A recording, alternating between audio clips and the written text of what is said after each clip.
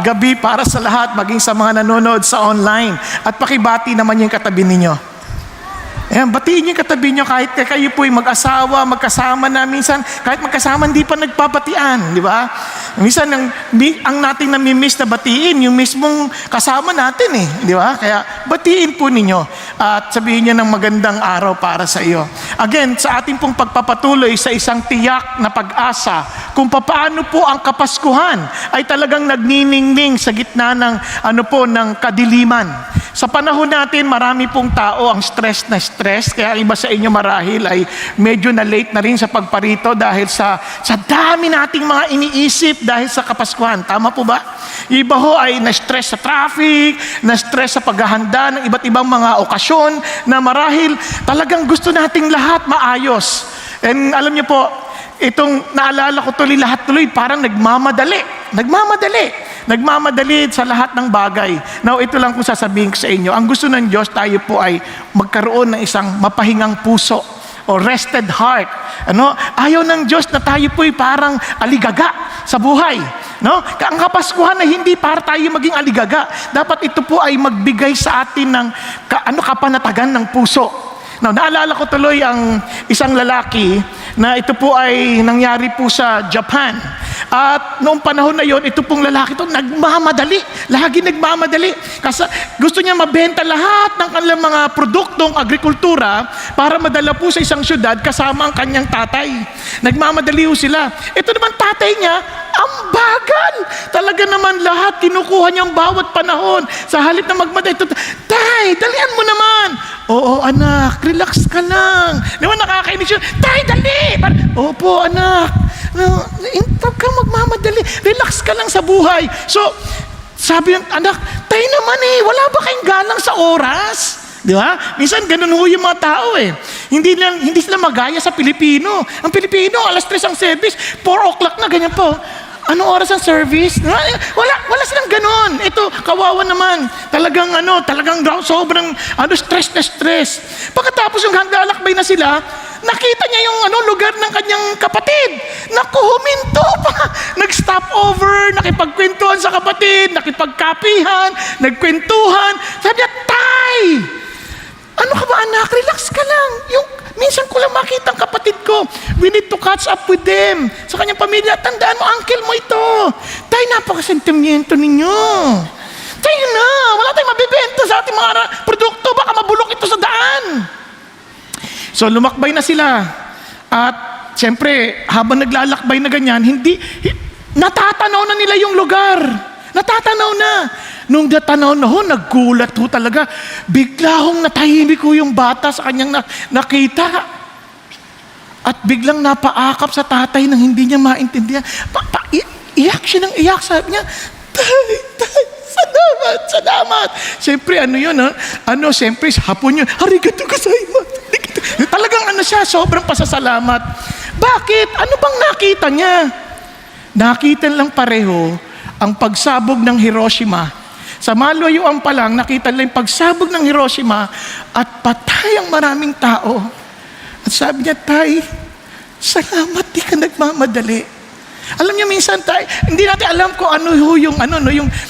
minsan kamamadali natin, kapahamakan paling aabutin natin. Kaya minsan, kailangan relax ka lang. Kung naniniwala ka ang Diyos ay may control ng lahat ng bagay, hindi mo kailangan magmadali. Pakisabi sa katabi mo, huwag kang magmadaling matulog. Mahaba pang oras. Pumwesto ka na kaagad Sorry, naistorbo ko yung tulog mo. Pero, wag kang magmamadali. Medyo matuto kang umasa at maghintay sa Diyos. Alam nyo, sa panahon natin ngayon, lahat gusto natin instant. Instant noodles, instant coffee, instant wealth. Di ba gusto natin madalian lahat? Instant degree, instant relationship, instant husband, wife, pati children, instant. Ang dami na, nagmamadali tayo. Sabi ng Lord, alam nyo ba, ito tatandaan natin na in a speed culture na meron tayo, pinapaalala ng Diyos, speed is an enemy of God. Pag nagmamadali ka, kaaway ng Diyos yan. God wants us to wait. Kaya sabi ng Bible sa Isaiah, sabi niya, though youths grow weary, napapagod din sila, napapagod, sabi niya, naiinip din sila. At pero kahit ang lalakas ng mga batang ito, nadadapa din. Sabi niya, pero ang nag-iintay sa Diyos, magkakaroon ng bagong lakas. They will mount up with wings like eagles. Lilipad sila na parang mga agila. Tatakbo sila at hindi sila mapapagod. At sila'y maglalakad na hindi sila maiinip. Sarap, no? Yun ang larawan ng Kristyanismo. Lagi tayong relax. Dahil marunong tayo mag-intay sa Diyos. Marunong tayo makipag-ugnayan sa Diyos. Huwag tayong magmamadali. Sabihin mo sa katabi mo, huwag kang magmadali. Di ba? Alam nyo, ang Kapaskuhan ay larawan ng di pagmamadali. Kaya nga ho, sa ating pag-aaral, napaka-importante ito. Nung pinanganak si Jesus, nag-intay ng 2,000 taon ang lahi ni Abraham bago lang nakamtan ang tagapagligtas na kanilang inaantay. Ang buong katauhan nag-antay ng 4,000 taon para ho dumating ang tagapagligtas ng sangkatauhan. Can you imagine that? Ang tagal nun, ang daming mga pangyayari. Kaya nga ho, ang Pasko ay talagang walang tigil na pag-iintay. Hindi nyo napansin yan? Pumunta kayo sa party, mag-iintay ka sa traffic. Mag-iintay ka sa pagkain. Pipila ka eh. Ang dami niyan. Biglang nga nag-aalala ka, naku, parang kinukuha na lahat ng mama yung pagkain. Eat all you can, parang lahat ken na. parang, di ba? Yung iba pa nga, tinatawag lang potluck or pot bless. Ayaw ng ibang Christian ng potluck. Pot bless ang tawag. Di ba? Sabi niya, nagdala. Yung iba, nahihiya, walang dala. Pero gustong-gusto lang magdala pa uwi.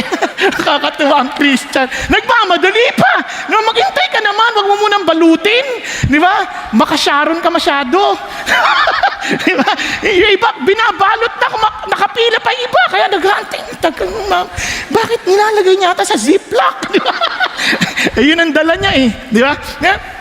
Kaya nag-iintay sa pila, nag-iintay ng kamag-anak galing sa ibang bansa, nag-iintay ng bakasyon, nag-iintay ng bonus, nag-iintay ng financial breakthrough. Yung iba nag-iintay ng anak, nag-iintay ng kung ano-ano, pati asawa.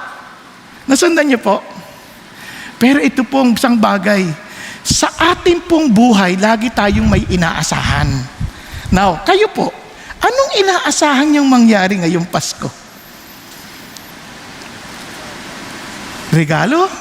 Kumbaga, gift giving? Gastos? Gulo? Hindi ho. Anong inaasahan natin? Marami sa atin, kung alam lang natin yung kaligtasang ating natamo, nag-aantay tayo ng pagkakataong maipasa rin sa iba ang pag-asang ito. Dahil si Jesus, ang ating tiyak na pag-asa, kaya dapat inaantay natin ang bawat pagkakataon para sa Kanya, para sa ibang tao. Nasusundan niyo po. Nag-aantay ka ba? Now, pag walang ganong pag-aantay, it only means, hindi natin tagalubos na naintindihan ang ating tiyak na pag-asa. Kasi kung naiintindihan natin yung galak na ating pong naranasan, na alam nating may tagapagligtas, naku, gusto natin itong ipasa sa ibang tao. Kung naintindihan natin yung pag-asa na meron tayo, dahil at kalayaan sa adiksyon, kalayaan sa maraming bagay na bumibihag sa atin, na ang sarap na gusto nating sabihin sa kanila, etong pagkakataon, alalahanin ninyo ang anak ng Diyos na naisilang nung unang Pasko. Nakuha, ngayon nag-aantay ka ng pagkakataon, kailan ba ako papasok? Kailan ko ba sasabihin sa kanila? But you are still waiting on Him. Kaya ito pong ating titignan. 2 tao na siyang nag-intay ho ng Kapaskuhan. Hindi mo aasahan bakit nila ginagawa, because they were waiting for the consolation of Israel. Yun ang inaantay nila. Yung mabigyan sila ng aliw, kumbaga comfort, di ba? Now, para maintindihan natin, 3 bagay ang ating pag-uusapan ngayon. Wait with hopeful anticipation, wait with joyful perseverance, and wait with grateful service. Now, ano ba ibig sabihin ng mga ito? Parang nosebleed. Di ba? Kahit ako, nosebleed ako eh. Di ba? Parang ano ba yan? Ito, alam nyo, isang bagay, na ang pag-iintay, hindi yan parang wala ka nang gagawin. Di ba? Mag-iintay ka, parang, dito, puna ako dito, mag-iintay. Nakakatamad atang mag-intay. Sabi ni Ann Voskamp, itong waiting on God is the very real work of the people of God. Ito ay tunay na trabaho, hindi ito passive. Ito ay active na ginagawa. Kasi napaka-importante nito na maintindihan natin, kasi yung waiting na yan, talagang hindi yan parang, okay lang, tutunganga ka lang. Hindi ganoon. Naalala ko ito lang yung kantang, While I'm Waiting. Narinig niyo na po ba yun? O di bali, hindi ko naman kakantahin. Sabi niya, I'm waiting. Sabi niya, I'm waiting on you, Lord. And I am hopeful. I am waiting on you, Lord. Though it is painful, but patiently I will wait.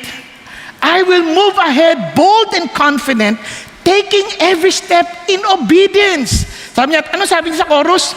While I'm waiting, I will serve you. Naalala niya yung kanta?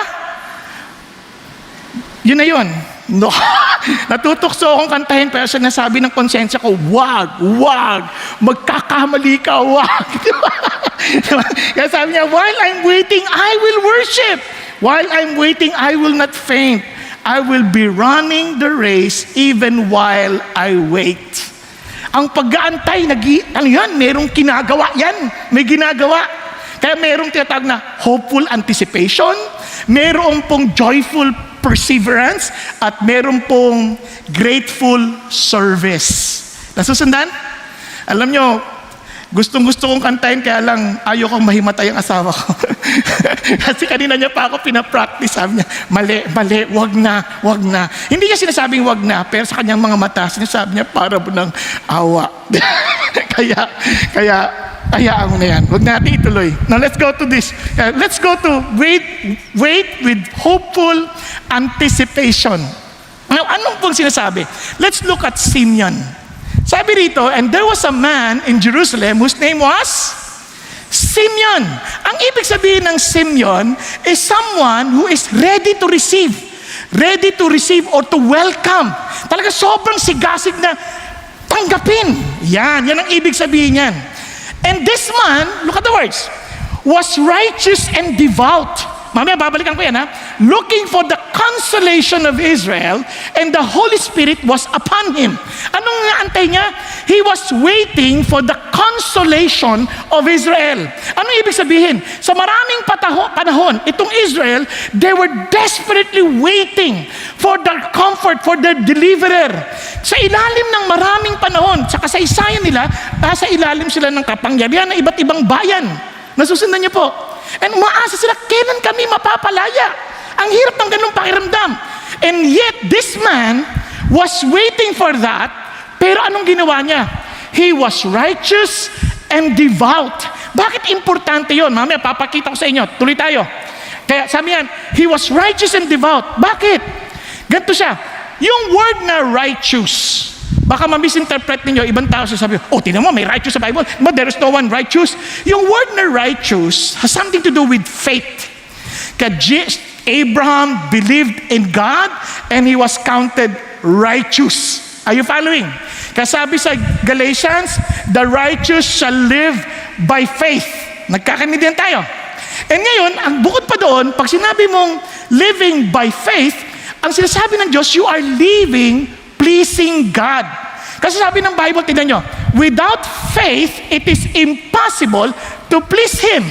And he who comes to God must believe that He is, and that He is a rewarder of those who seek Him. Now, ano ibig sabihin yan? Kapag ikaw ay nananampalataya sa Diyos, kaya hindi mo mapapaghiwalay yung being devoted, yung todo. Nakuha ninyo? Todo ka na. Itong pagkatao mo, todo na sa Diyos. Kaya he was devout. Kaya alam niyo, sa Bible, ayaw ng Diyos nung hindi todo. Alam mo sabi ng Panginoon Diyos, kayong mga taga-Laodicea, kayo ay malahininga, hindi kayo malamig, hindi kayo mainit. Ibig sabihin yan, todo. Kaya kayo nakakasuka. Di ba? Kaya pag tayo hindi todo sa Diyos, ano sabi? Pakisabi mo sa katabi mo, nakakasuka ka daw pag hindi ka nakatodo. Di ba? Kaya nga ako, ang choice mo lang, kung nandito ka, itodo mo na, nandito ka na eh. Ngayon, kung gusto mo matulog, itodo mo na rin. Para sulit, di ba? Sulit. Ganun sa Bible eh. Kasi sabi niya, itodo mo. Kasi sa totoo lang, kapag hindi ka todo, hindi ka mag-e-enjoy. Kahit sa isang lalaki na hindi todo sa kanyang asawa, hindi siya mag-i-enjoy. Di ba? Ang babae, hindi todo sa asawa. Sa asawa, hindi siya mag-i-enjoy. Tao nagtatrabaho sa opisina, hindi siya todo sa opisina. Umahangat siya, sana doon ako nagtatrabaho. Sana doon. Hindi ka mag-i-enjoy. Kasi lagi nag-iisip ng iba eh. Di ba? Yung iba, nag-iisip, andito na. Sana natulog na lang ako sa bahay. Hindi ka mag-i-enjoy. Maingay ako. Nakuha ninyo? Kailangan todo ka. Sa lahat ng bagay, hindi ka pwede, pinsan nyo, uso na ngayon yung mga tinatawag na multitasking. Kaya kawawa yung mga nasa online. Bakit? Minsan nanonood sila, hindi rin sila makatodo. Nagluluto habang nakikinig. Kasi sabi niya, naku, yung kinululuto ko. Tapos, anong sinasabi ni pastor? Naku, niluluto ko. Ano ang sinasabi ni pastor? Ano niluluto ko? Ang hirap ng pakiramdam na ganoon. Kaya lalong aligaga. Napansin niyo po? Kaya hindi ka pwedeng hati-hati, todo ka. Kaya nga ang laking bagay na minsan pumaparito tayo para makatodo tayo. Diba? Dito nga, hirap ka na nga eh. Minsan nga, gusto mong tumodo pero talagang ara ka sinasapian. Zombie ka na. Kasi parang hindi ka naglalaban yung kagustuhan mong tumodo at saka hindi. Kaya ako, ang gagawin ko, pag ako nagkakaganyang karanasan noon, pag nakikinig din ako sa ibang pastor, mahirap naman talaga eh. Ang sarap atang sumandal dyan. Eksakto dito oh. Di ba? Kaya pagka sandal mo, tatayo ka ng ganyan para tumodo ka. Tapos kung kinakailangan tumayo, tayo ka na naman. Tapos ganyan muna. Tapos balik na naman. Kailangan nakatodo ka pa rin. Ano yung sabihin? So, sa lahat ng bagay, you need to be devoted. Ganon si Simeon. Amazing si Simeon. Ganon din sa bagay ng Bible. Alam niyo, minsan na-frustrate tayo. Minsan sabi natin, Lord, Christian ba ako? Ba't ganito buhay ko? Ilang Pasko nang dumaan, ganito pa rin ang buhay ko. Lord, kailan ba ako magbabago? And alam niyo, ito isang bagay na nakakatuwa sa Diyos. While we are waiting for His coming, for His second coming, we need to keep on living by faith. We need to keep todo, as in todo to God. Tingnan niyo, sabi niya, see how great a love the Father has bestowed on us. Hindi niyo ba nakita yung pag-ibig ng Diyos na binuhos siya sa atin? Na tayo ay tinawag ng mga anak ng Diyos. Now, alam niyo po, pag sinabi anak ng Diyos, we are adopted children of God. And minsan, nagdududa tayo, talaga bang anak ako ng Diyos? Kasi parang wala ako na ibigay sa Diyos eh. Now, pakinggan niyo mabuti ha. Halimbawa, si Renato. Ito si Renato, kilala na ng bayan ito eh. Diba? Halimbawa, si Renato, bata pa siya. At ito ko, aampunin ko si Renato. Tatanungin ko ba, pag inampun ko si Renato, sabihin ko, Renato, o kaya yung nagpapa sa bahay ampunan, yung pinaka-administrator. Halimbawa si Ate Raquel, yung administrator. Yan bang si Renato na yan ay may pera? Yan bang si Renato na yan ay masipag?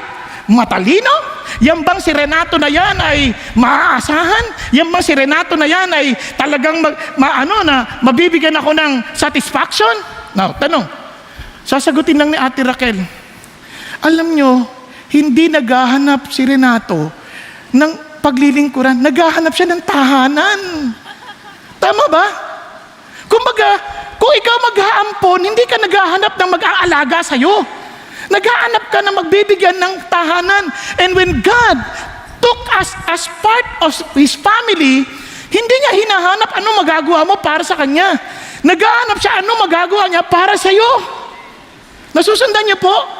Kaya lang, parang mayroong ang gagawin. Bakit? Kasi yung sinasabi niya sa'yo, ikabubuti natin. Yung sinasabi niya sa atin, ikabubuti natin.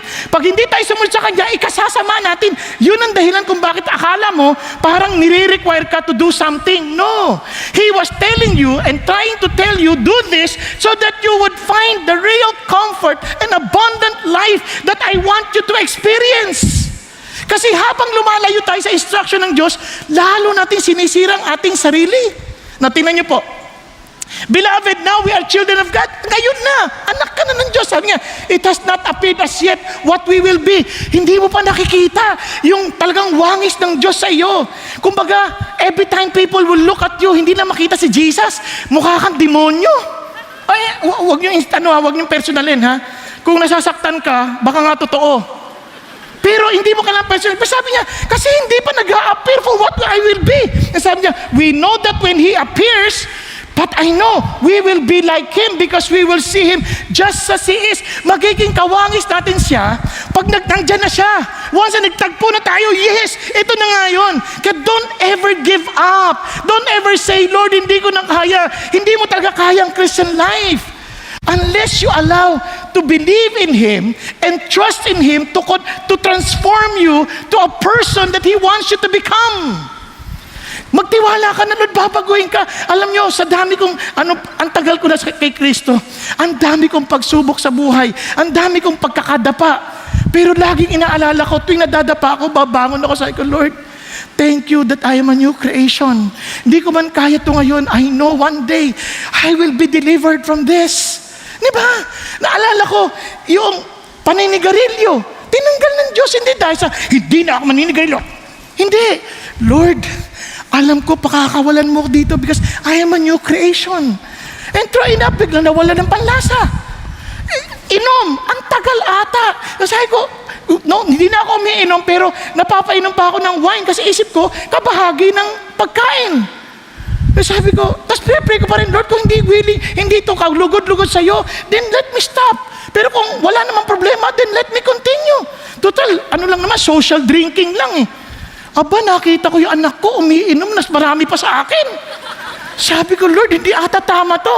Nung babiyahe kami ng Israel, ang dami nang in-order doon sa lounge. Sabi ko, Panginoon Diyos, hindi tama ito. Bukang nakakopya niya sa akin, mas higit pa. Kaya doon pa lang sabi ko, Lord, thank you that I am a new creation. Hindi ko kailangan magpatuloy sa ganitong pag-inom. Ngayon hindi na ako umiinom. Kasi bakit? Para hindi gayahin ng anak ko ng hindi tama. Naintindihan niya yung sabihin? Hindi ko sinasabing mali ang uminom, ha? Sinasabi ko, nung panahon na yun, para sa akin, hindi tama, kaya tinulungan ako ng Diyos. Sa larangan ng pambababae. Aba, kahit ganito kapangit ito. Hindi, kahit naman mga nambababae, hindi naman lahat gwapo, Di lalo na to. Ngayon, tanong ko sa Lord, Lord, kano ka makakawala dito? Hindi ko alam.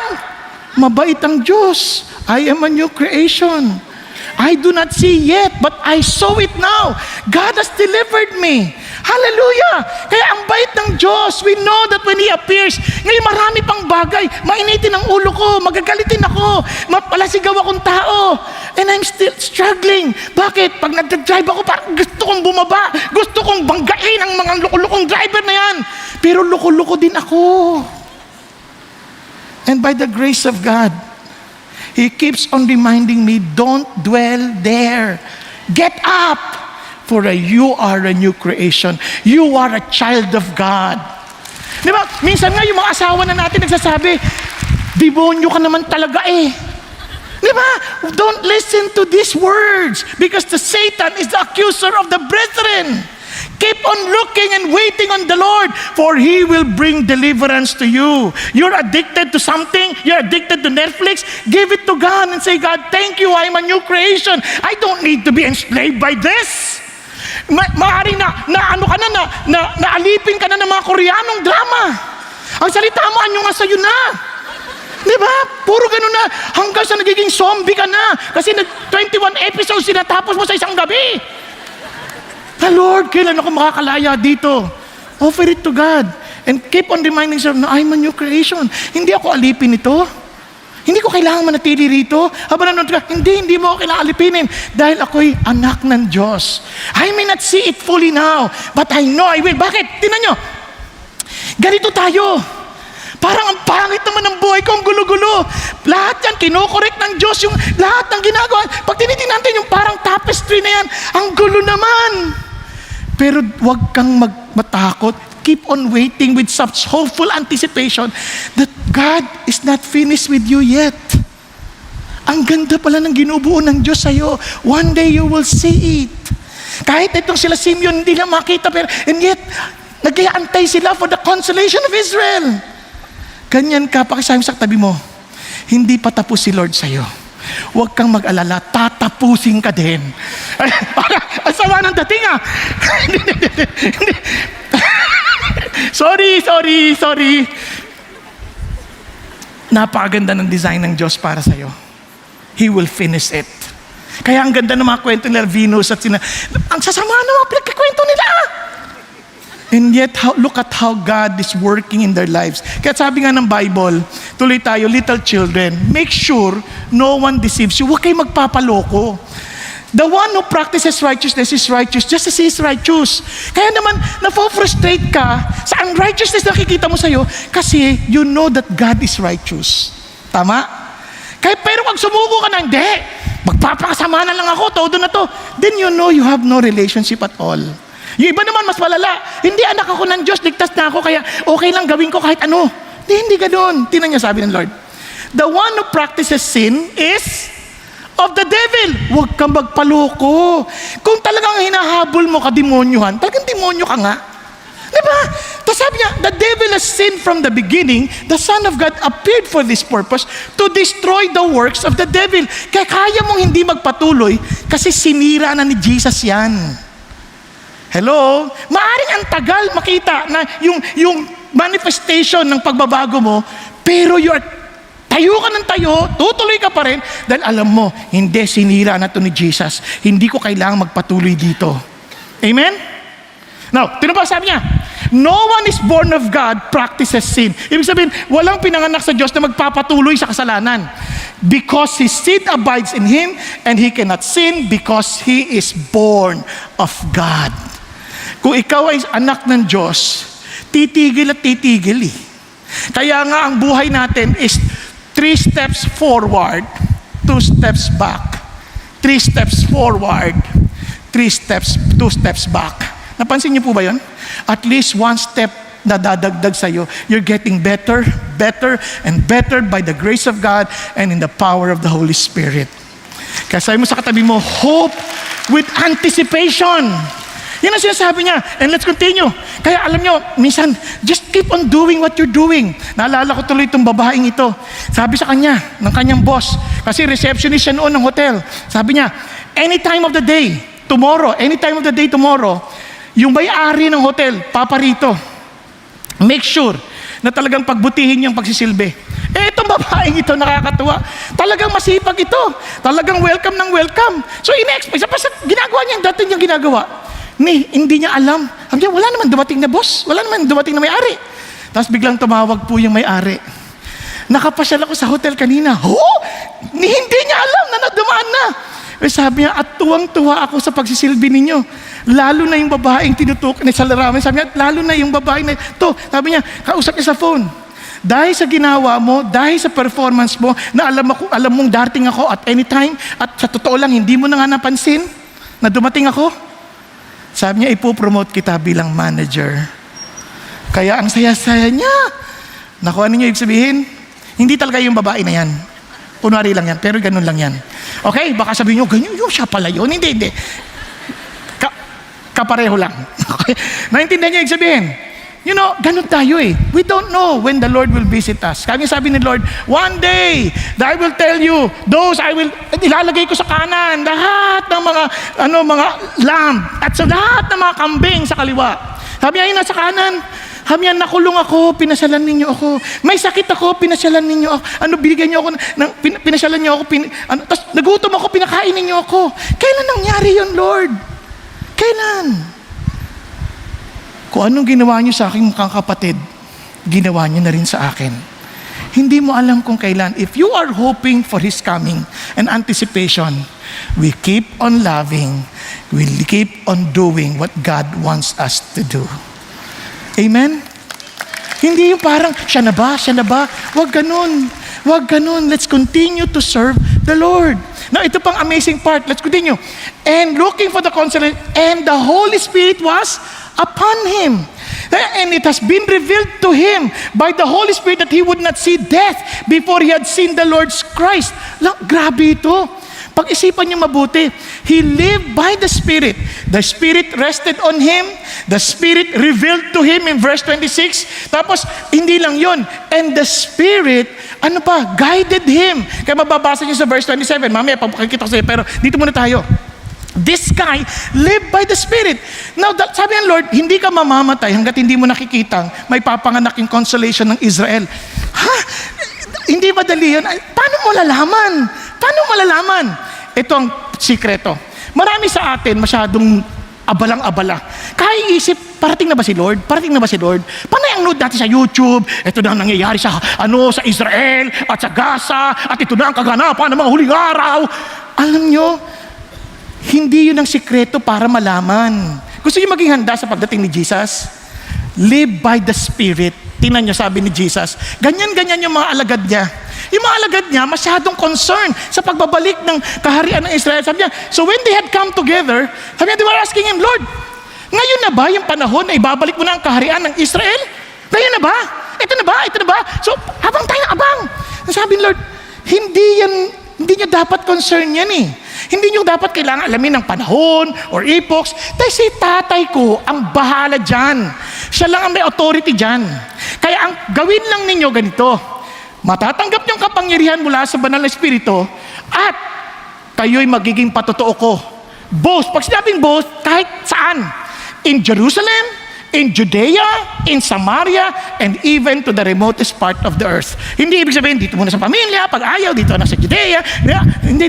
Sabi niya, wherever you are, be my witness. Gusto niyo mo talagang malaman kung darating na si Lord?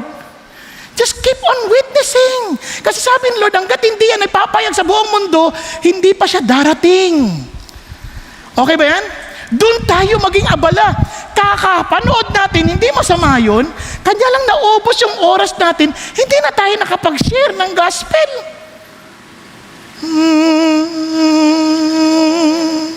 Nasusundan po? Masyado tayong, parang, wow, ito na ata. Ba't ka natatakot? Kung ginagawa mo yung trabaho ng Diyos, excited ka pa nga, anytime dumating siya, you will be seen and doing exactly what God told you to do. Okay ba yan? Nagkakaintindihan tayo? Now, tingnan nyo ang sabi ng Lord. Paano ba ma-feel ng Holy Spirit? Tingnan nyo para magkaroon tayo ng idea. Huwag ka magpakalasing. Sabi niya, dahil magdudulot yan ng kaubusan, energy, exhaustion. Kaya minsan, kahit hindi ka lasing, exhausted ka na sobra that you have no energy to serve the Lord. Alam, hindi lang kalasingan yan. Minsan sobrang pagod ka na sa video games, wala ka ng energy. Masyado ka ng pagod sa paggigimik, wala ka ng energy. Yung iba pagod ka sa shopping, wala ng energy. Pagod na lagi na lang nagsasalta si Shopee. Huh? Parang walang pagod na. Sabi ng Lord, wag ganon. Ang sabi niya, but rather, be filled with the Spirit. Are you following? Ang sabi niya, is speaking to one another in psalms and hymns and spiritual songs, singing and making melody with your heart to the Lord. Talagang punong-puno yung puso mo ng kagalakan ng Diyos. You're singing to God. You're singing to one another. Napansin niyo ba yan? Now, ang ibig sabihin din yan, pansin niyo, sa Colossians, ganito sabi ni Paul, let the word of Christ richly dwell within you with all wisdom, teaching and admonishing one another with psalms, hymns, spiritual songs, singing with thankfulness in your heart to God.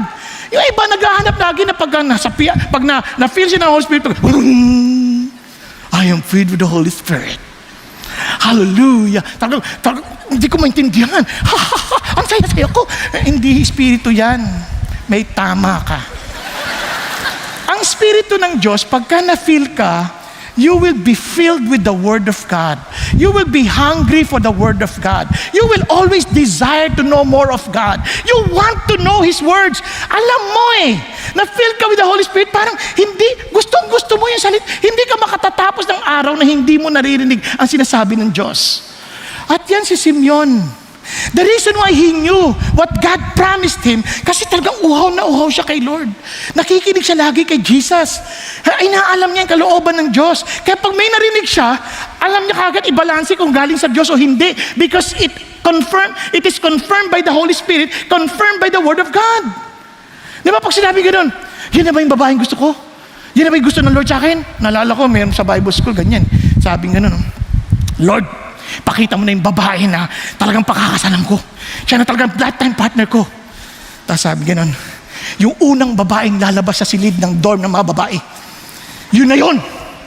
Excited, naligo, talagang nagsuklay, tapos nag-abang sa pintuan. Biglang, eto na yung dorm.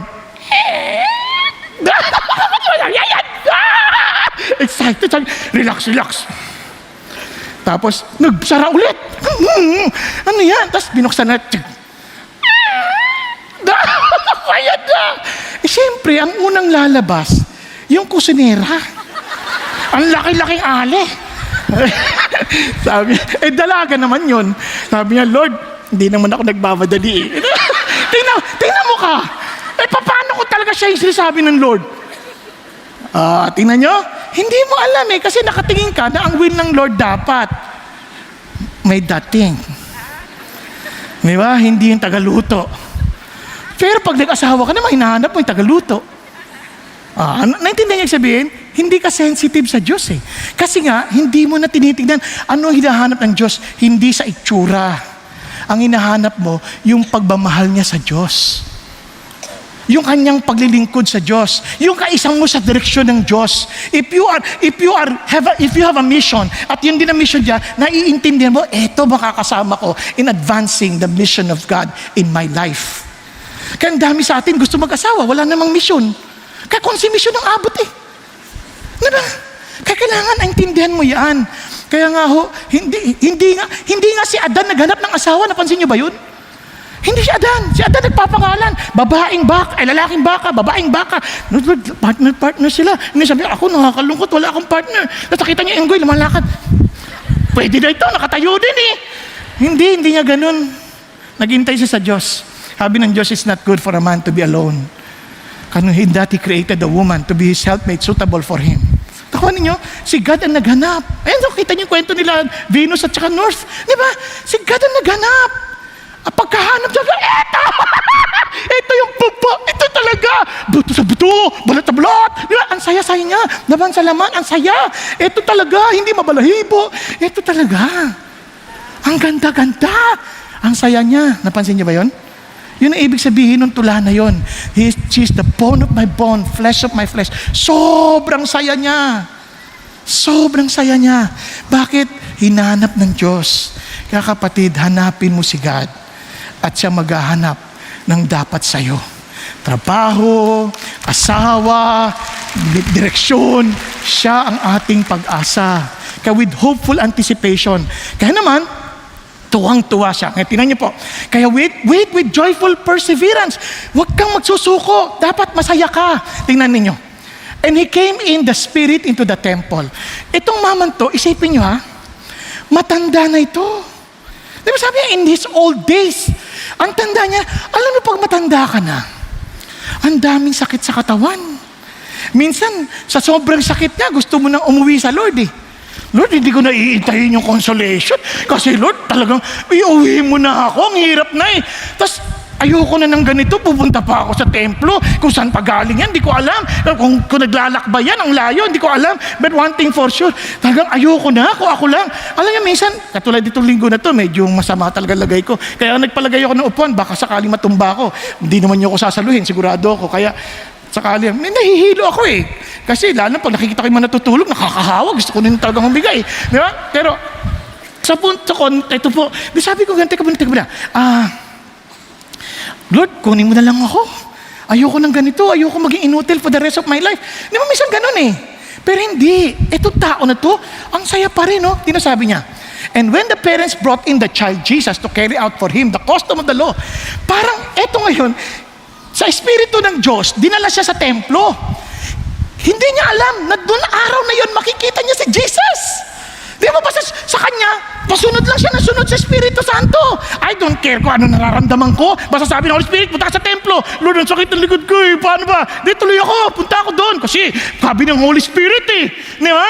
Pwede naman sabi niya, Lord, ayoko na. Ang hirap magbiyahe. Sa edad kong ito Ang hirap naman, pupunta pa ako dyan. Di ba? Hindi na. Kasi excited siya. Sabi ng Holy Spirit punta ka doon. Diba? Ito naman, tamang-tama naman ito si Jesus. Talagang napunta ron para sa templo. Alam niyo, ang daming tao sa templo, Ang hirap kasi yun hanggang sentro ng Israel, Kaya sabi niya, tingnan niyo, si Jesus naman, tamang-tama naman, ang bait talaga ng Diyos. Itong si Jesus, siya ay baby, mga 8-day-old. At nagtagal siya hanggang siguro mga 6 weeks doon sa lugar. Tingnan niyo, kasi may seremonya na kailangan gawin. Wala siyang sariling desisyon yung baby.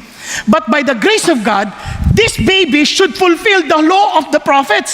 Kasi kung hindi tayo maliligtas. So dinala si Jesus sa templo and he was circumcised and he was named Jesus. Hindi ko na po explain lahat nito kasi hindi naman itong ating sentro ngayon. And the name given by the angel, he was conceived in the womb, so pinangalanan. Normally, ang mga baby pinapangalanan pagka circumcised na. Now, when the days for their purification, according to the law of Moses, were completed, meaning, ito po yung second ceremony. Pag nanganak yung babae, kailangan nilang ma-purify kasi for the next 33 days, they're impure. Nasusunod niyo? Mababasa niyo yan sa Old Testament. So they brought him up to Jerusalem to present him to the Lord.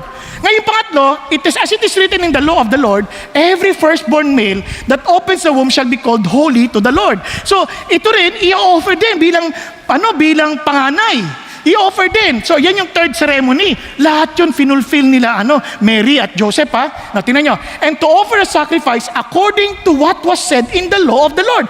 A pair of turtle doves or 2 young pigeons. Now listen. Itong bagay na to, mayroon silang option. Pwedeng bull offering, pero kung mahirap ka at wala ka talagang pera, 2 turtle doves. Nasusundan nyo? Dito pinapakita, mahirap si Joseph at si Mary at si Jesus na anak ng hari ng mga hari na ipanganak sa kahirapan. Para tayo ay yumaman. Yumaman in a sense na masagana. Are you following? Ang yaman hindi nasusukat sa pera ha. Now, ito napansin nyo kay Mary at saka kay Joseph. Kahit hirap sila, hindi yun excuse para hindi paglingkuran si God. Kaya meron silang joyful perseverance. Ganun din si Simeon. Hindi excuse, marami sa atin, excuse natin, wala tayong pamasahe, kaya hindi tayo pupunta, wala tayong pera, kaya ayaw ko mag-D group, wala akong oras. Ang dami natin excuse. Ang totoo niyan, hindi tayo mahirap sa resources. Mahirap tayo sa pag-ibig sa Diyos. Hello? Andyan kayo? Yung iba nga may kotse na ayaw pa rin pumantay. Bakit? Kasi traffic, mahirap mag-park, ang daming excuse. At totoo lang, hindi naman yun ang issue. Yung mahirap sa pagmamahal sa Diyos, yun ang issue. Kita nyo nga yung mga pantas, nagbiyahe layo-layo from the east para hanapin ang pinanganak na hari ng mga Hudyo. Hindi na hari, pero nagbiyahe sila. Para Para sambahin yung hari. Pag-isipan nyo, ang layo ng binyahe. Ganyan na ganyan sila. Walang excuse ng kahirapan. Minsan dami natin excuses. Ay, ayoko na kasi ang hirap talaga Tsaka doon sa service, ayoko doon. Ang lamig-lamig. Pag ininitan mo na, init. Lahat may excuse. Wag na. Sabi ng Lord, dapat may joyful perseverance. Ano sabi ng Lord? Tingnan nyo si Jesus, kung hindi na finulfill yung law, sabi niya, until heaven and earth pass away, not the smallest letter or stroke shall pass from the law, until all is accomplished. Bakit? Without accomplishing the law, Jesus cannot save us.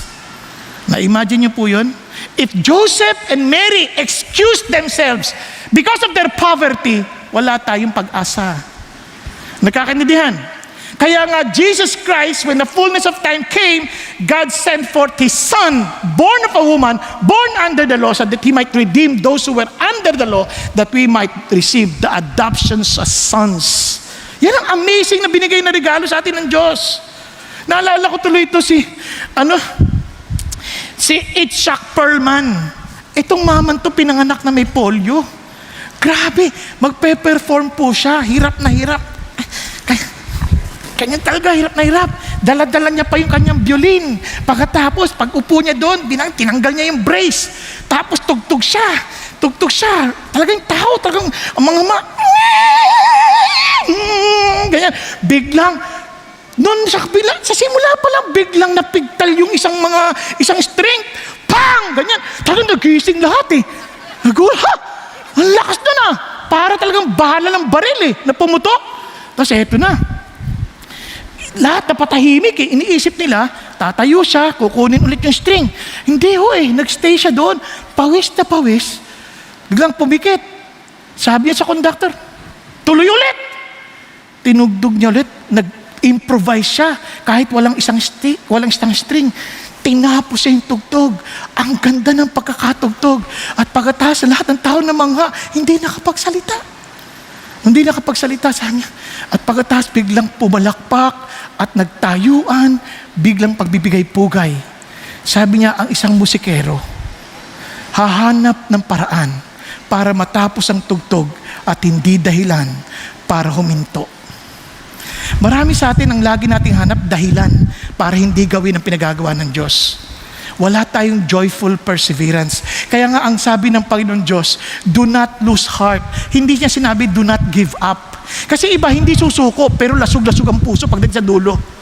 Ang gusto ng Diyos, dilaban mo, pero masayang masaya ka hanggang dulo. You're finishing it strong. You're finishing well. Masaya kang nagtapos. Yes! I did it! Yung masaya ka, hindi yung, nakarating ako. Nakarating din ako. Ayoko na. Hindi ganoon ang gusto ng Diyos. Hindi na ako makatayo. Hindi yun ang gusto ng Diyos. Ang gusto ng Diyos, yung tapos tayo masaya. Nagkakaintindihan? Hindi yung pagkatapos sa service, ay sa wakas, natapos din. Hindi. Hallelujah! Hindi yung nagmamadali, hindi pa tapos yung ending song, nagmamadali nang lumabas kasi mahirap ang sakyan. Hindi, Lord, hindi ko talintana yung hirap na yun. Mahalaga tayong dalawa. Minsan, ang dami natin iniisip na schedule after the service. Ano ka ba? Ito lang oras na binigay sa'yo ng Diyos, hindi mo pa tinotodo sa Kanya. Iniisip mo maraming bagay. Dapat tinodo mo na. Hello? Lalo na kung ako pa nagsasalta, sobrang haba ng oras. Di ba? Kaya iba, hindi pa ako tapos, uuwi na. Okay lang, hindi ko nung kasalanan ko naman yan, pero sa totoo lang, hindi na natin inoorasan ng Diyos. Amen? Kasi sabi ng Lord, for momentary light affliction is producing for us eternal weight of glory far beyond all comparison. Sarap, no? Yan tayo. Kaya sabi ng Lord, kapag mayroon tayong problema, consider it all joy, my brethren, when you encounter various trials, knowing that the testing of your faith produces endurance. At itong maganda, endurance have its perfect result so that you may be perfect and complete, lacking in nothing. Wow! Yun ang nais ng Diyos maranasan natin. If we are truly serving the Lord with joyful perseverance, hindi tayo bilang ng bilang. Ang sa atin, Lord, ikaw lang. Alam niyo, pag na-inlove kayo, tanong niyo kay North, hindi nagbibilang yan, gaano ka ba beses ba dapat dalawin si Venus? Ano kayang pamasahe ko pag pinuntahan ko siya? Taga Mindanao siya. Taga North, tapos pupunta ka sa Venus, malayo yun, ha? Naintindihan niyo? Tas, wow. Hindi ka na magbibilang kasi inisip mo, hindi eh. Hindi ko bibilangan ng mahal ko. Hello? Pag magre-regalo ka, hindi ka compute ng compute. Paano sobra na ata yun Sobra na sa 500 yung gift ko Hindi ka nagbibilang. Ang iniisip mo, anong kaya mo, bibigay mo kasi mahal mo eh. Tama ba ako? Nakuha ninyo? Hindi mo binabilangan ng Diyos. Kaya sa Panginoon, tinan nyo, itong mamang to, grabe.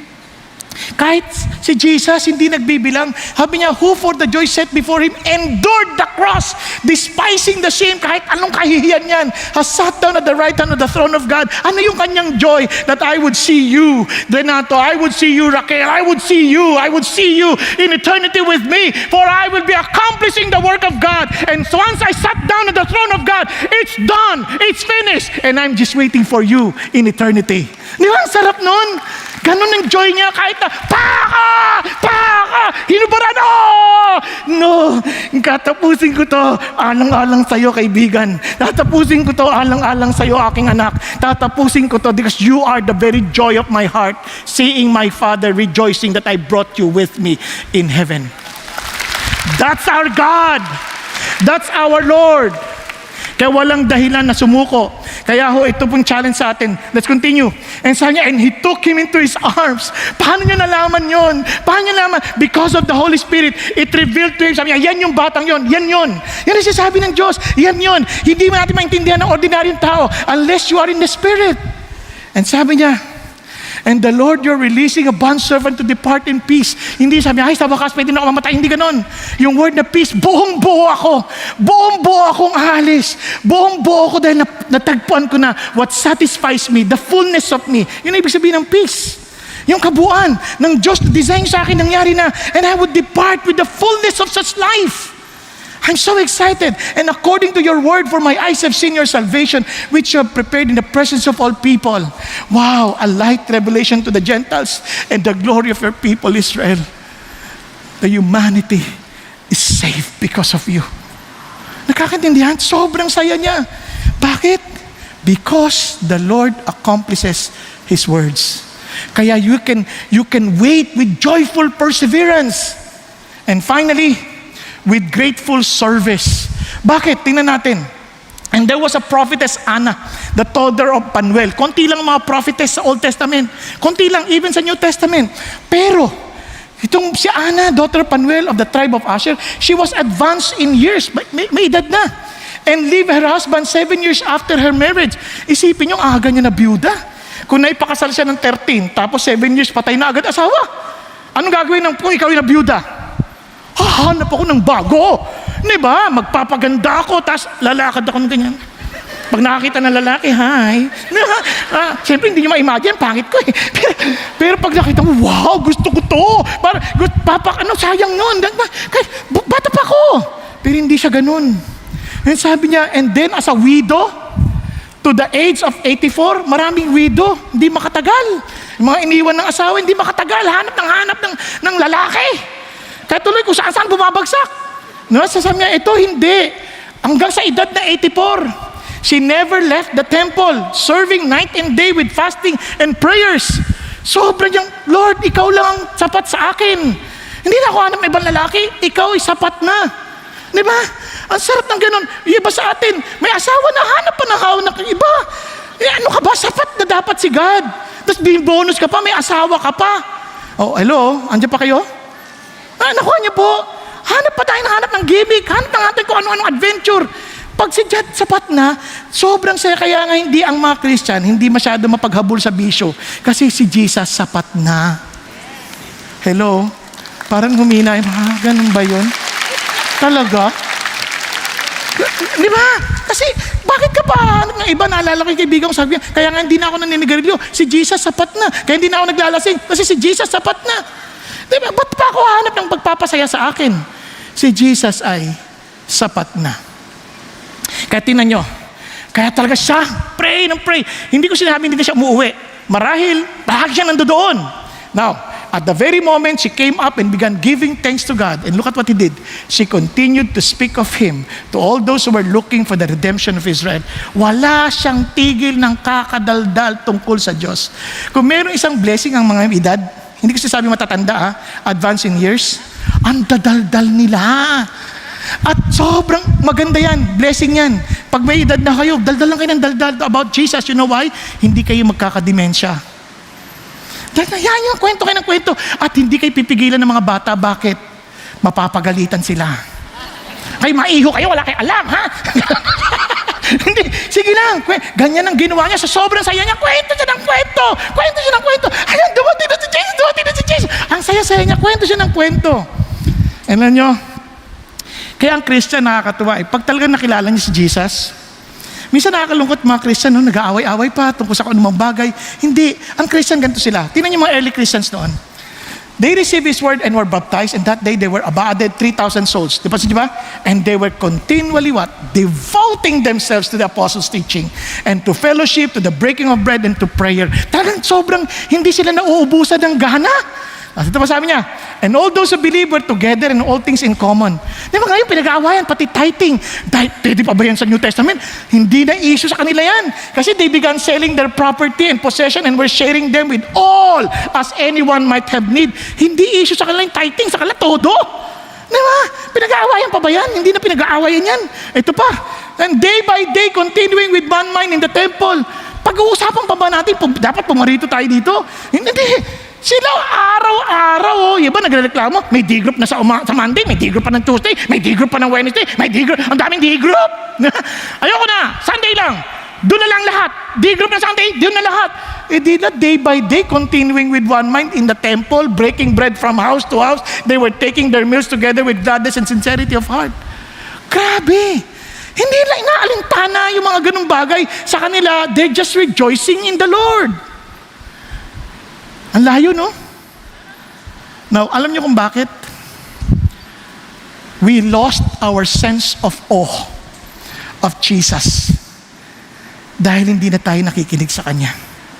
Si Simeon, si Anna, they were always in the presence of the Lord. They always listened to God. Let me end with a video. Itong video na to, nakita ko po ito sa isang kapatid at sa awa ng Diyos, nakakilala ko ng Daber, tinagalog nila, piltan na rin nila pati yung background. Panoorin po natin. And I hope this will help us understand better kung ano yung sinasabi ng Diyos of waiting, listening to God means. Nasa Alaska ako, may inaasikasong lawsuit. Nasa may banda kaming Aleutian Islands at naghahanda na kaming bumalik ng Anchorage diretso pa uwi.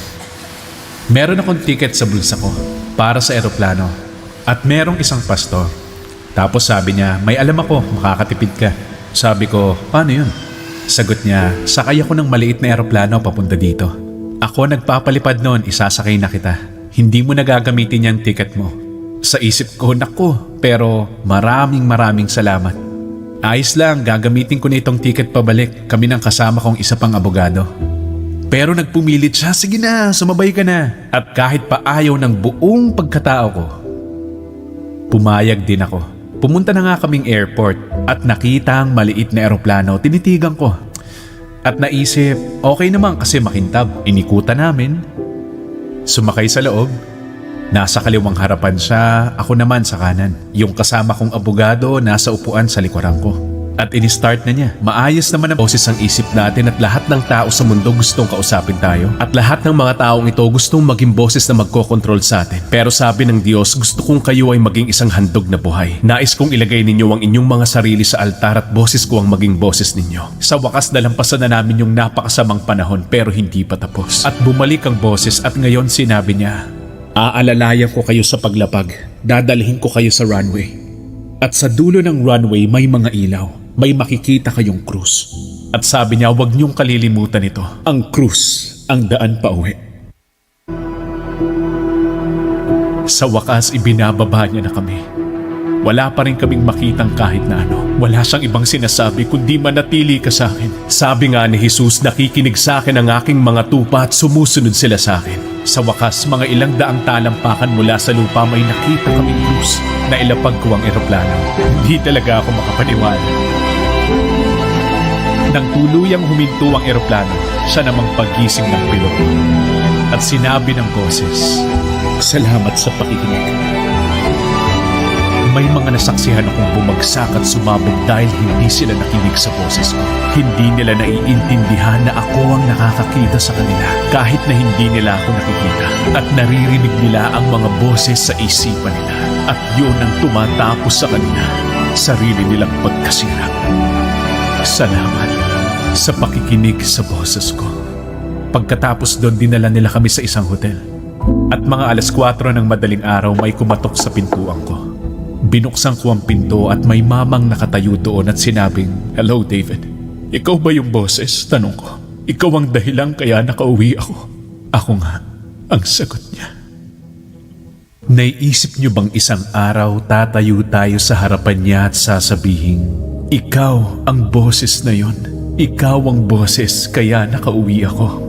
Kung wala kayo sa altar bilang isang handog na buhay, punong-puno ng boses ang isip ninyo.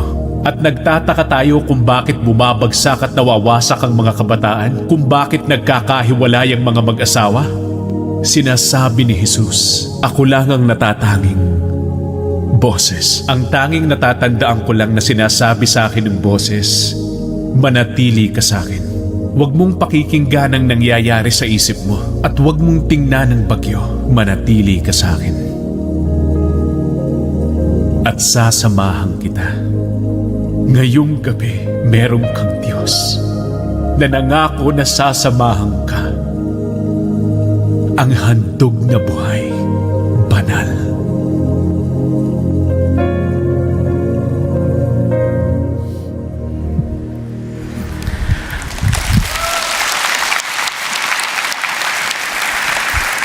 Alam nyo, ayaw ng Diyos ang sino mang mapahamak, kaya nangungusap siya sa mga tao. Pero ang tao masyadong abala sa maraming bagay, kaya hindi lang marinig ang boses ng Diyos. Kaya hiningi, alam sabi ng Panginoon, ako ang pastol. Kilala ko ang aking tupa at sumusunod sila sa akin, kasi sila naniniwala sa akin. At binibigyan ko sila ng buhay na walang hanggan. Walang makakaagaw sa kanila sa aking mga kamay. At ang aking Diyos, na higit na mas makapangyarihan sa lahat, walang makakaagaw sa kamay ng Diyos, ng aking Ama sa iyo. Bakit? Pero ang isang palatandaan, nakikinig ka sa boses ng Diyos. Daming boses, kaklase, kaibigan. Alam mo naman kung anong buhay mo, kung magulo yung buhay mo. Pwede ka magmaskara na masaya ka, na parang okay lang lahat. Pero in reality, hindi ka mapayapa ang sasabihin mong, I will depart in peace. Katulad ng sinabi ni Simeon. Sabi niya, pakilabas lang, now, O Lord, you are releasing my grandson to depart in peace according to your word. Bakit? Narinig ko yung boses mo. According to your word, narinig ko yung boses mo. Kaya I can depart in peace. Malungkot ko sasabihin sa inyo, taging Disyembre, panahon ng Pasko at mag-New Year, maraming namamatay. But they cannot depart in peace. They're trying unless they listen to the voice of God Himself. Si Simeon listened to the voice of God, tiniis lahat just to hear Him say, ayan na. Si Ana ganun din, ayan na. And I pray tayo rin, yan na nga. Praise God. You are the voice who brought me home. Tayo pong lahat ay yumuko at pumikit sandali, mga kapatid. Tulad ng sinabi ko sa inyo, kaya nating nagpaimbabaw sa harapan ng ibang tao na we're fine, we're okay. But you know, kung alam mo kung wasak yung buhay mo, hindi mo maintindihan ano nangyayari, and hindi ka makapag-intay sa Diyos, hindi ka makapag-intay sa Kanyang tinig.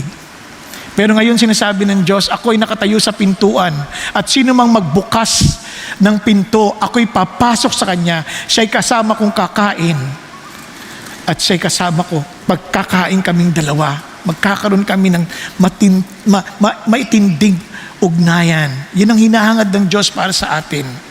Kapatid, nadidinig mo ba yung boses? Nadidinig mo ba yung tunog ng Kanyang katok sa puso mo? Marahil nagsasabi ng mga tinig sa tabi mo, wag ka makinig dyan, wala yan, hindi mangyayari yan. Hindi, sinasabi ng Lord, makinig ka sa akin, anak. Walang ibang magpapalaya sa iyo kundi ako. Dahil hindi lang ako pinanganak ng unang Pasko, ako'y nabuhay, namatay para sa iyo, nagdusa para sa iyo, at nabuhay na magmuli para sabihin sa iyo, ako lang ang makapagbibigay sa iyo ng tunay na kalayaang hinahangad mo, na tunay na kaligayahan na hinahangad mo. So you can honestly say, I can depart with peace in my heart. Nakabuong buo ako na wala akong regret dahil nakinig ka sa tinig ko. Kapatid, huwag mong hayaan lumipas na naman ang panibagong Pasko, ang araw na ito, na hindi mo pa siya pinakikinggan. At kung itong pagkakataon at sinabi mo, Lord, I want to listen to you. I want to offer my life to you. Kapatid ko, ikaw yun. Itaas mo ang kamay mo sa Diyos with humility, Lord. Tulungan mo ako. Gusto kitang pakinggan. Tulungan mo ako. Tulungan mo ako, Panginoon. Tulungan mong marinig ko ang tinig mo. Sa magulong mundo na kinalalagyan ko na ang daming tinig at daming boses, Panginoon Diyos, na naririnig. Tulungan mong tunay kayong aking pakinggan. At tulungan mo kong mag-intay hanggang ikay magsalita at marinig ko ang tinig mo. Kaya't Panginoong Hesus, tinatanggap kita ngayon bilang aking Panginoon at tagapagligtas. At sinusuko kong aking sarili sa inyo at inahandog ang buhay ko bilang isang buhay na handog. Dahil ikaw lang ang tinig na kailangan kong pakinggan. Salamat, Panginoong Hesus, na matyaga kayong nagsasalita. Panginoon, hindi naman bida si Simeon para sa Pasko. Hindi naman bida si Ana. Pwede namang matupad ang plano mo kahit wala sila. Pero pinili mong sabihin pa sa amin na hindi mahalaga kung gaano ka katanyag, hindi mahalaga kung gaano ka kakilala, ang mahalaga, importante ka sa akin. Kaya't pinakinggan ko ang panalangin mo, Simeon, pinakinggan ko ang panalangin ni Ana, na hindi sila uuwi sa akin nang hindi lang nakikita ang pangakong consolation ng Israel. Ganun ka din, kapatid. Inaantay. Marahil inisip mo, hindi naman ako ganun ka-importante, hindi naman ako pastor, hindi naman ako kilala. Pero ikaw ay dumudulog sa Diyos, para sa Diyos, ikay napakahalaga kung kaya't namatay siya para sa iyo. Ipagpasalamat mo ito. Sabihin mo sa maraming tao that God is looking for people who would hear His voice, that He can bring them home Thank you, Jesus. Thank you, Lord. And Father God, I thank you for these brothers and sisters and friends raising their hands before you with humility, offering their lives to you, accepting you as their Lord and Savior, and promising to listen to your voice, Father God, and offering their lives as a living sacrifice before you, holy and acceptable, O God. Lord, may your promise, may your word be accomplished in their lives. In the name of Jesus, hallelujah. Thank you, Lord. May you empower all of us with the power of your Holy Spirit. And may we patiently wait.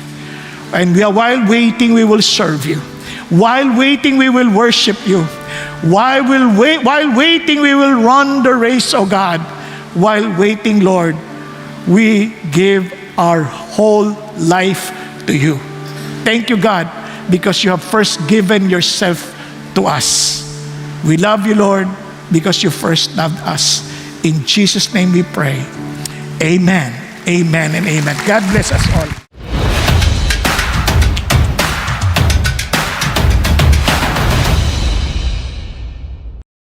Magandang araw, CCF family. Welcome to Sunday Fast Track, where you ask real-life questions and we give you biblical truths. Ako po si Gia Perez mula sa Big Singles Ministry at kasama po natin ngayon ang ating speaker na si Pastor Bong Saking upang sagutin ang inyong mga katanungan. Magandang araw po, Pastor Bong, Magandang araw, at Gia. salamat po sa inyong mensahe ngayong hapon. Kamusta po kayo? Mabuti naman. Ayan. So, para po sa ating unang katanungan, ano ang katunayan sa pahayag na God always has perfect timing, never early, never late? At paano po namin ito mapapanghawakan? Ayan. Alam mo sa Panginoong Diyos, because He is eternity, walang essence ng past, present, future sa Kanya. Kumbaga kung sa parade ng, halimbawa kung napunta ka sa Disneyland, may parade. Ang nakikita natin, yung dumaan sa harapan natin. Yung lumagpas, hindi natin nakikita. Pero sa Panginoon Diyos, lahat yan, isa lang sa Kanya. So yung buong picture, alam niya na. So when He says perfect timing, talagang never early, never, ang sa Kanya, meron siyang palatuntunang binubuo sa buhay ng bawat isa. Kaya sabi nga nung Psalm 100, kung maalala nyo sa 39, di ba? Tinakda na ng Diyos ang ating simula hanggang sa huli. So alam niya kung ano yung perfect para sa atin. So hindi siya nahuhuli at hindi siya nauuna. Alam niya kung ano eksaktong timeline ng kanyang binubuong palatuntunan sa buhay ng bawat isa sa atin. At itong pinakamaganda, ang kanyang design is not for our calamity, but it's for our good. Especially for those who love Him and walk according to His purpose. Amen. Maraming salamat, Pastor Bong. Para naman po sa ating pangalawang katanungan, ano ang mga senyales na naglilingkod sa Diyos nang wala ng pasasalamat sa puso at paano namin maiiwasan ang mga ito? Ayan. Alam mo na kagad kapag naglilingkod ka sa Diyos na hindi talaga masaya ka kung hindi ka nare-recognize. Hindi ka nabibigyan ng somehow ng reward, no? Sa earthly reward. Ngayon, paano natin malalaman? Paano natin magagawa yun? Una, tingnan natin. Maliwanag ba sa puso natin na naglilingkod tayo sa Panginoong Diyos? Pangalawa, nakikita natin sa puso natin na we're not doing this with our own strength. No, we're dependent on the Holy Spirit in serving Him. Kaya maraming tao, akala basta gagawa lang sila ng gusto nila. Hindi, gagawa ka ng gusto ng Diyos. Kaya nga sabi ng Panginoon, hindi lahat ng ginagawa natin mabuti. No, kanyari, kasi gusto natin maglingkod sa Diyos, gusto natin mag-lead ng worship, hindi naman natin gift yun. Di ba?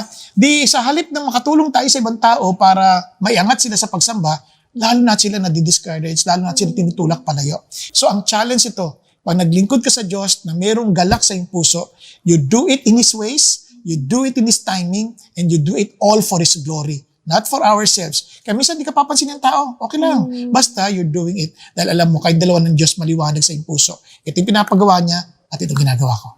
Amen. Salamat po ulit, Pastor Bong. So, para naman po sa ating panghuling katanungan, nakasaad po sa Luke 2:37 na si Ana, isa sa mga karakter na pinag-aralan natin ngayon, ay nagsilbi sa templo mula umaga hanggang gabi nang may pag-aayuno at pagdadasal. So, gaano po ka-importante ang panalangin and fasting sa ating pagsisilbi sa Panginoon? Nalalapit na rin po ang prayer and fasting sa January. Alam nyo, ang prayer and fasting, una-una, ipinag-utos siya ng Diyos. Kaya when you fast, when you pray. Hindi sabi if you pray, if you fast. Kasi yan ay palatandaan na ang importante sa atin si God more than anything. Minsan kasi, trabaho tayong trabaho, action tayong action. Hindi naman tinatanong anong gusto ng Diyos. Di ba? Katulad ng nangyari kay Martha. She was serving the Lord. Pero, aligaga siya. Bakit? Bagamat na kay Lord siya, ginagawa niya on her own. Samantalang si Mary, willing to sit down, to listen to God first, and understand what God wants. Kaya maraming tao ganyan, pagod sa buhay. Kasi akala by serving the Lord, maging satisfy sila. Hindi. You need first to be with God. Our primary calling is to minister to God, not to minister to His people.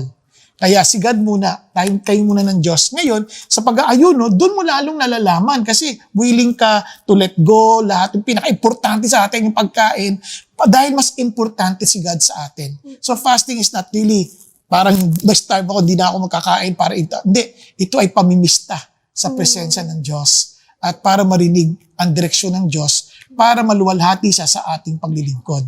Kaya napaka-importante na tayo po, huwag nating ipagsantabi lang yung prayer and fasting. Minsan, nakapokus agad tayo sa fasting lamang ng bagay na gagawin. At hindi natin subukan, pati pagkain, para talagang malaman natin yung si God ang ating talagang kabusugan at kasapatan sa buhay natin. Amen. Praise God po sa wisdom niyo, Pastor Bong. So, maraming salamat po sa inyong pagsagot sa ating mga katanungan. Pero bago po tayo magtapos, sa susunod na linggo ay Pasko na at magandang oportunidad ito upang i-celebrate ang totoong rason ng panahon na ito. Kasama ang inyong mga pamilya at kaibigan, samahan niyo kami sa Sabado, 5 p.m. for our SNS at Linggo, 9 a.m., 12 noon at 3 p.m. At marami kaming inahandang sorpresa para sa inyo. And that's it for Sunday Fast Track. Merry Christmas and see you next week.